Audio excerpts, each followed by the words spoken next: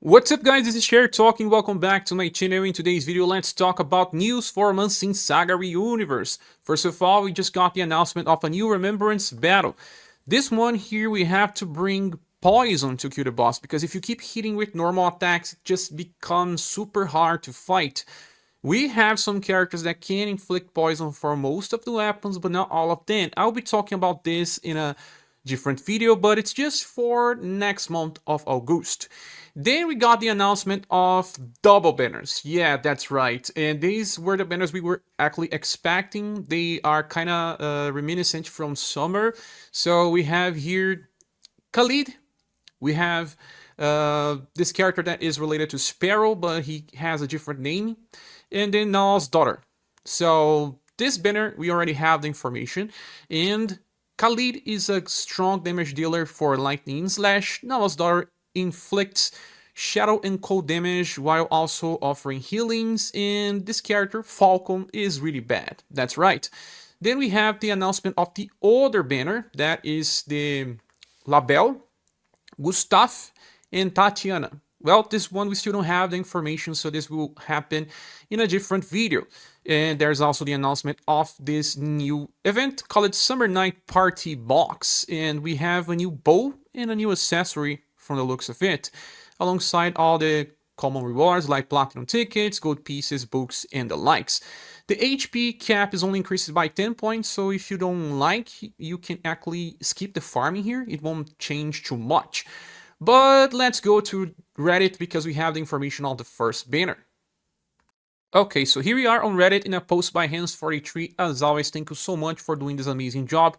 We have the link for the first video, but there's something here. There is a new format in the preview video, and we cannot see the status of the character anymore. So that's something that cannot be compared to JP. So, well, this is all based on JP information, and it's likely to be buffed. So this character, Falcon, is a farmer, and he has good dexterity and agility from the looks. He even has some intelligence, but that's not even interesting because he's just want to do damage. And he has design geared towards critical damage. Well, he starts the fight with 13 BP and has criticals against aquatic, fish, plant, and bug for all of his attacks, 4 different types. And then he grants himself an attack boost of extreme effect, increasing damage by 50%, that lasts for only 1 turn, and great lethal tension. That equals 30% damage at all times and another 30% when landing critical attacks. So, well, it will be good if you are fighting against aquatic fish, plant, and bugs, but when not, you only have 80% damage increase. Now that's a low value. The problem with this character is the skills that he has access to.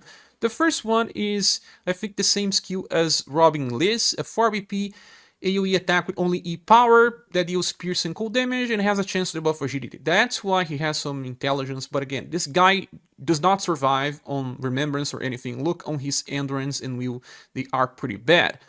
Then we have a single target attack that hits 2 times with C power. Well, 2 times C power is equal to double S damage, I guess, and it's critical against humans. For the cost, it's not bad, but we'll see more double S powers with 6 BP cost in the future.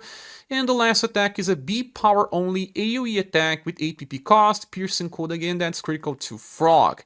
As you can see, he has 2 different criticals now, but in the end, you still need to craft a bow with different critical elemental types, but do you really want to? This character has very low powered attacks, and he can inherit skills from Sparrow, but the skill that's the strongest, Izuna, cannot even be used twice in a row. So this character is really strange, has the potential to do good damage, but is limited by his own skills. The next character is Noel's daughter, and man, they did some very interesting buffs to this character. We don't know if they changed the status. I suppose they will increase a little of her endurance, maybe her intelligence, since she's now a better damage dealer. They changed the first passive. Now she has action switch with a different name. She has both cold and shadow attacks, and when she uses cold attacks, she grants herself an attack boost of 10% damage increase for 3 turns and recovers 2 BP. It's nice because Cold is what she can also inherit from her older styles. Then when she uses shadow attacks, she grants herself a defense boost that decreases damage by 20%, lasts for 3 turns and stacks, and recovers HP by around 200 and something. So if you are using some of her skills, you can have access to lots of interesting cycles. The second passive, well, weak attack damage increases by 40% and resist damage taken decreases by 40%. But, well, you need to resist damage for it to take action. So, well, it's easy to equip one character to resist everything if you have Proof of Work Tower, but we have so many characters now with intrinsic abilities that relies on resisting damage, so if the boss has multiple elemental attacks, this can be a little hard. So you have to rely on the defense boost in order to resist damage. But there's also Fired Up 7, increasing damage by another 40%, so 80% damage increase when attacking weak targets. Skill number 1 is a 2BP fully UE attack with E power only, but it has Cold and Shadow damage, and first, it recovers HP by very small effect. Well, this is very similar to Sunflower that Joe and Miss Surfing can use, and it even has an extra chance of recovering everyone by small effect. Very small effect should be around 250 HP healing, and small effect should be around 1000. But that chance is 10% only. It's not something reliable. It's a thing that will happen in some characters in the future, having chances to trigger additional effects, but it's not reliable. The good thing is that you use 2BP and you recover that 2BP because you are attacking with Cold, so that's actually pretty nice. Then the second skill is Ring of Life Plus, that you will also be able to amplify in different characters like Miss Surfing and Undine, Mariah, and it now also removes all status debuffs and also cleanses from ailments. So it's very nice because it heals everyone usually from 0 to max, revives, and will also be useful in this boss that we have right now, the Toad, because he keeps debuffing your status. So you can recover HP and cleanse, but I believe it will recover first. So, well, the recover will be very bad, and then after that it will cleanse. So you can use someone like Polka, for example, and heal right after, since he has delay anyway. You can only use this twice because you have 2 LP cost. Then skill number 3 is 8 PP, and it's a column attack with Cold and Shadow damage that has a medium chance to recover everyone's HP by small effect. Again, 1000 HP healing or more, but 25% chance of this happening. But at least it will still heal at least 250 HP general, and increases status ailments resistance for everyone by a large effect. I don't know how much large is, but well, it should be useful in fights like the Toad and some others where the enemy keeps buffing their intelligence or debuffing your will. So if you want, you can use her for farming in the Dragon's Stance X formation. She can use this attack twice in a row. Some events she will be able to solo, but most of them no. This is not strong enough for current standards of the game. But the interesting thing is that you can inherit the Water Festival skill from her first style, and you can use that to buff all status, and then after that you will heal your allies by very small effect at least, instead of just using that old single target skill that barely does anything. So you have additional effect, but there's a problem. She needs to resist to negate a little of the damage. And if she doesn't, she relies on the defense boost part. And, well, you are going to use this skill only on the second turn after Water Festival. So you may be unprotected on turn 1. So Halloween Noel's Daughter may still be better depending on the situations. This is not a direct upgrade. It is a side grade that it's usually better. But in some situations, it may not be. Also, you may already have enough healing, so this extra healing may not even be that important. Now, moving to the next character, it's Khalid, and they made him a very strong damage dealer for long fights. Well, he has a 40% damage increase by having 20 at all times, 20 for weak attacks. His SDR is not that high, but I think they will buff, just like his agility as well. And he has action switch. They really like this passive, it's very good, but they are adding in too many units. When he attacks, he grants himself an attack boost of large effect. The large effect should be 15%. It stacks, lasts for 3 turns, also recovers 2 BP. Okay, so he has a very good VP generation. Then when he attacks with lightning attacks, he gets defense boost. This time it's small.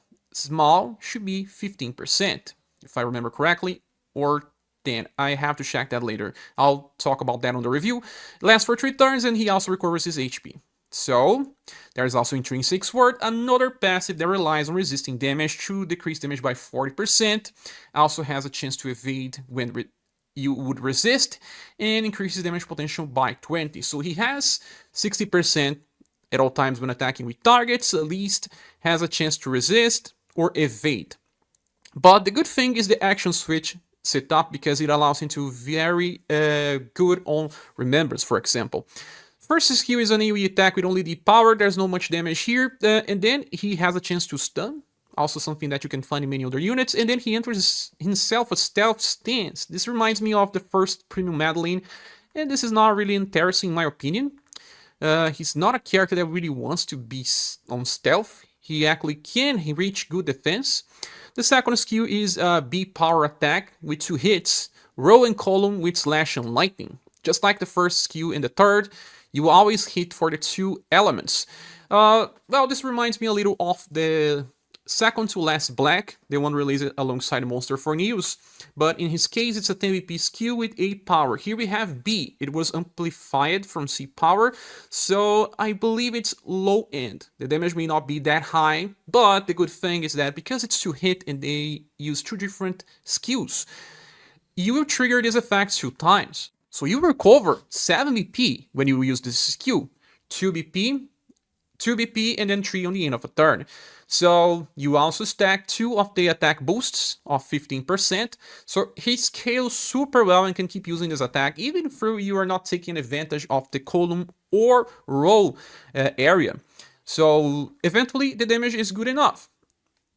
Then the third skill is a full AoE attack with 10 BP, A power, where he buffs his own STR by 30% on max level, and then he attacks. So this can feel more like an S power attack. So it's pretty nice. At least he's going to trigger all of the effects, but this character can be used in hard challenges. But he competes with Silver for both slash and lightning. If you have the perfect build of Silver that has lightning damage, especially if you already have her Halloween style and the UDX style, you really don't need to pull for Khalid, because Silver has a lot of defense capabilities and she does not rely on having to resist part of the damage in order to reduce, while Khalid needs. But since he's attacking many times, he also grants lots of defense boosts, so he does not really care too much about intrinsic, since, well, 2 stacks of defense boost, even if you have a lower effect here, you can actually reach 6 stacks by the end of the turn 3. So damage is nice, resistance is nice, he self-heals, he's a very good character for Remembrance. The only problem is that we already have a lot of sword users for Remembrance. So in the end, this banner does not offer so much, because it does not really raise the standards. If you already have Silver, you don't need to get Khalid. And if you have Halloween Noel's daughter, this is not a really improvement for all challenges. So I would say this is a Bronze Plus award for most people. Those that really want to collect characters and are missing out on Silver and doesn't have Halloween Noel's daughter can take more advantage, but still, and I believe that the current banner with Melissa and Witch's Daughter is much better. But I would still recommend waiting for the release of the second banner to see the information to decide if you want to pull or not. But that's my opinion. What is yours? Please say here in the comment section. Thank you so much for watching this video. Please subscribe if you haven't. If you want to support the channel, there are links in the description. I hope to see you soon in the next one. Bye.